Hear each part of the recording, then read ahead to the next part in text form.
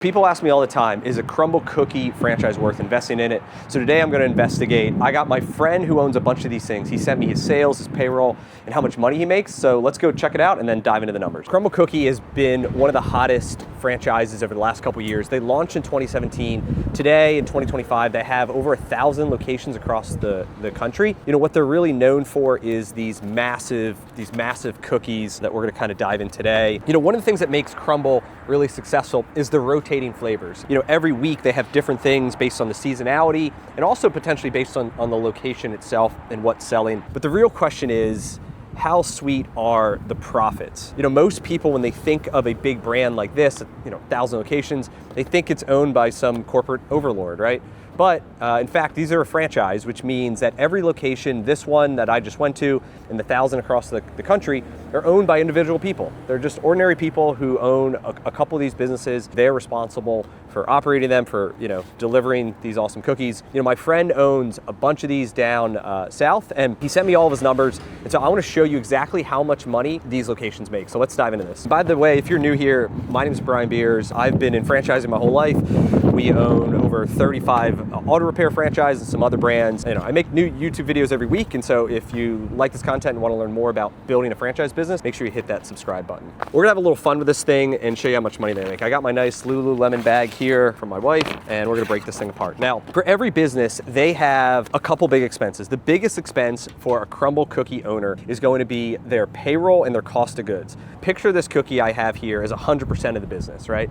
And then every business has expenses that eat away at all the profits. And so I'm gonna actually eat away here to really help you show it. So the first big expense that every owner's gonna have is gonna be their cost of goods and their payroll. If we had 100% of the business, half of all of the sales go to paying payroll and cost of goods. In this business, about cost of goods is gonna be about 30% of the business. About this much of every cookie is going to go towards the actual cookie itself, right? So the chocolate, the flour, the sugar, the milk, the packaging, everything that goes kind of directly into actually making the cookie itself.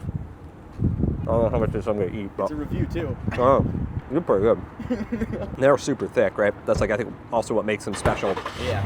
That a lot of people like. That's 30% of it right there. The other half of that, right, is for payroll. So about 20% of every cookie sale is gonna go towards all the people that it takes to run one of these things. Now, for my friend's business, he has about 20 total employees per location. Of the 20, about 5 of them are full-time, and then the 15 are part-time people, a lot of, you know, younger people that are working shifts after that school and whatnot. You know, when I asked him, one of the biggest challenges he has running these businesses, and it's that they are required to make everything from scratch every single day. Problem with any like scratch kitchen, quote unquote, it takes time to build it, every single cookie, and then they can never sell out. Crumbl wants you to be able to go in there and they have all the cookies, right? They don't know though how much they're gonna get each day, but they have to keep making cookies throughout the day. You know, that leads to then a lot of waste at the end of the day. These are the two biggest expenses for it. Is you've got 50% of the business, cost of goods, and you've got payroll. 50% of the profits are gone to cover the payroll and the cost of goods.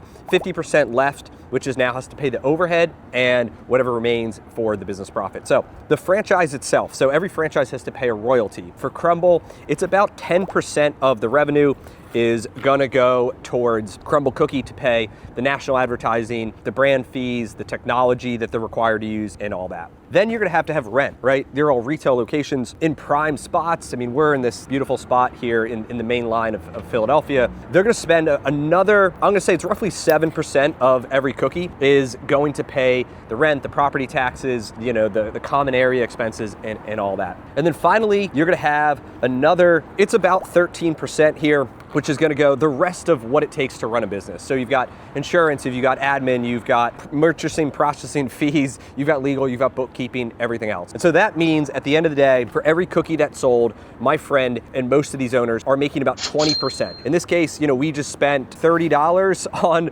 this box of cookies. That means the owner at the end of the day made about $6 on this sale to him and his family to then, you know, reinvest and make it worth it. The question is, well, how much are they selling, right? And so the average Crumbl cookie does about $1.5 million in revenue, which is approximately what my friend does with him, meaning he makes about $300,000 a year at a 20% margin, which is a ton of cookies. For him, it was 380,000 cookies they are selling every single year, which is just a mind-boggling number to me. $380,000 out of a single location to make about $300,000. The question is, would you own a Crumbl cookie? Let me know in the comments if you have any questions. I'd love to hear it. There's this ongoing cookie war between Crumbl and a bunch of other brands, and a lot of people think that Crumbl is going to be the one to survive. I'd love to hear what you think.